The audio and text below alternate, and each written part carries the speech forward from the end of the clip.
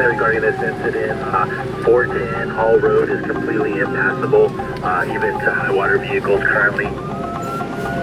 This is 410 Hall Road? Yeah, I don't want to go through that. It looks pretty deep right there. Yeah. Yeah, I didn't want to try it. We're gonna go over there. We're gonna go around also. Okay, yeah, we got the task force over there. Yeah, I saw it. Off of Live Oak Road. Copy that. We'll Okay. go over there. Okay, we'll see you over there. In the parts of California known for raging wildfires, this is not something most people were prepared for.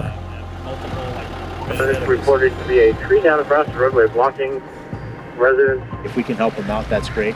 But I don't want to, like I said, I don't want to put anybody in harm's way. I mean, honestly, a month ago, we were fighting fires still. You know, we were fighting vegetation Just fires. a month ago, Just you were a month fighting ago, fires. we were fighting vegetation fires in our fire district, you know? And then all of a sudden to transition to, you know, from wildland season right into a flood event, you know, it was definitely an eye-opener. When you go up the driveway, it'll be your house to the left of the fire engine. Rain started at the end of December and just kept going. Some places had almost as much rain in 3 weeks than would normally fall in a year, leading to some of the worst flooding in California in decades. 90% of the state's population was placed under flood watch, and at least 21 people have died in the last month, more than the last 2 wildfire seasons combined. So everyone's been evacuated from this neighborhood. Yeah, they've been asked to evacuate. I don't know if everybody's evacuated, they've been asked to evacuate. So even a mandatory evacuation doesn't necessarily mean they will leave. We door knocked every residence and warned everybody that they need to leave. So physically, that order is still in place just because the river currently, you know, the conditions are changing so rapidly. Here you can see the Pajaro River is flooded, and we've been watching it really closely because the potential for it to crest the levees is there and possibly impose a threat to the township. What it comes down to is if they don't leave and we do get flooding, it's going to put us right into rescue mode. When is the last time that you saw a normal weather pattern in this area? It's probably been quite some time. Just guessing, I'd say anywhere from probably 5 to 7 years ago. It's just, it's something that I hope is not the new norm. All of this rain comes from what's called an atmospheric river, which is what it sounds like. A long river in the sky that carries massive amounts of water vapor from one place to another. They can carry up to 15 times the volume of the Mississippi River. And scientists predict that climate change will only make them more intense and more dangerous. What we've seen this winter in California has not been extreme like a hurricane. It felt like Noah's flood kind of things, 40 days and 40 nights.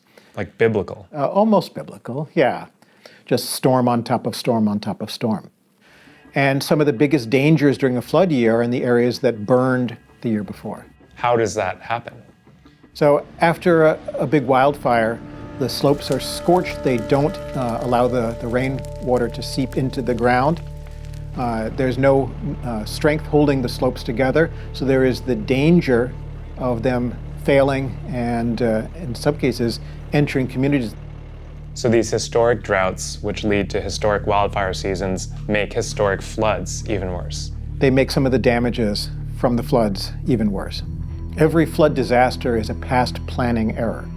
I worry about the impact of climate change. I also worry about people continuing to develop into these high hazard zones. Some of the worst hit areas were agricultural communities like Merced in California's Central Valley. Just a month before the storms began, the state put out a report that outlines a bleak future of mega floods in the area. It said 50 years from now, this region will experience floods up to 5 times worse than anything ever seen here.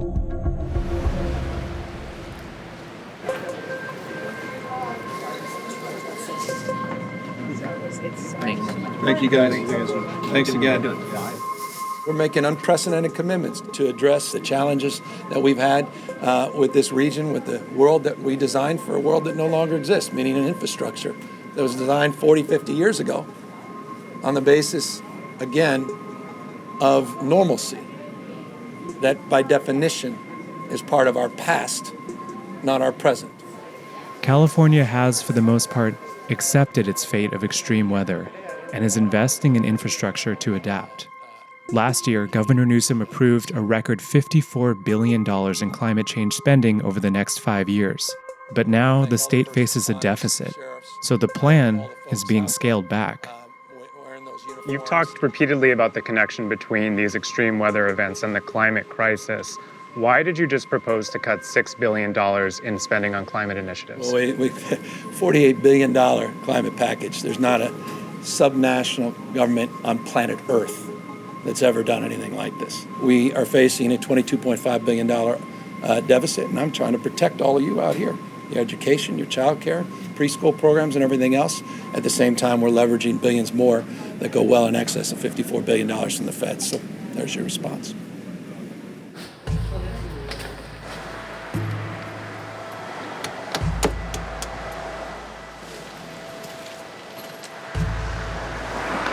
So this is all the stuff that was in your house? Yes, all of this was in my house, and it all got water damaged. So we had to pull it all out. My living room couches and my tables, coffee tables, and just everything in the living room was destroyed. Everything, my whole house was destroyed. As long as it was wood, it was destroyed. 10 minutes from where the governor spoke is Marissa Manch's house, which flooded on January 10th when nearby Bear Creek overflowed.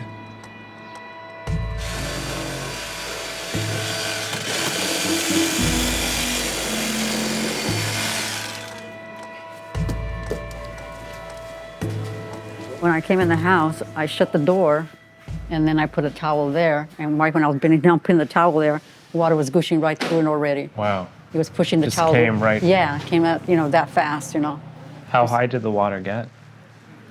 Probably around down here. Up to your knees? Mm-hmm. Yeah. They told us that, we were going to probably have to evacuate because the rain was so severe. When I opened my door, it was all water. It looked like I was in the middle of a lake. You couldn't see the street. Everything was water everywhere. It was just unbelievable. I can't even explain the feeling, Have you ever seen a flood like this? Not like this, no. I sit here and I watch TV and I see these other, where there's floods and everything, and I feel for those people so bad. Now I know how they feel. Are you worried about these extreme weather events becoming more frequent? Yes.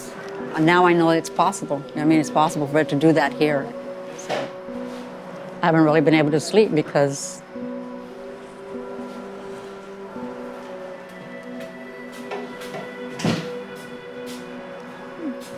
the images and the thoughts are still in my head, so.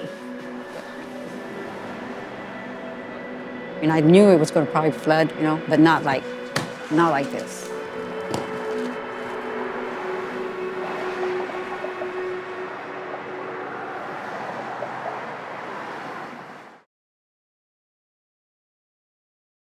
I'm Michael Learmonth, editor-in-chief of Vice News. Too often, traditional news outlets shy away from the real stories and experiences of those living through global conflicts. Not Vice News. Our reporters are on the ground, fearlessly covering the human stories that shape our world. You and millions of others can continue to read, watch, and listen to Vice News for free. But we hope you'll consider making a one-time or ongoing contribution of any size at vice.com/contribute. Every contribution, no matter how big or small, helps support the journalism Vice News brings to you every day. Thank you.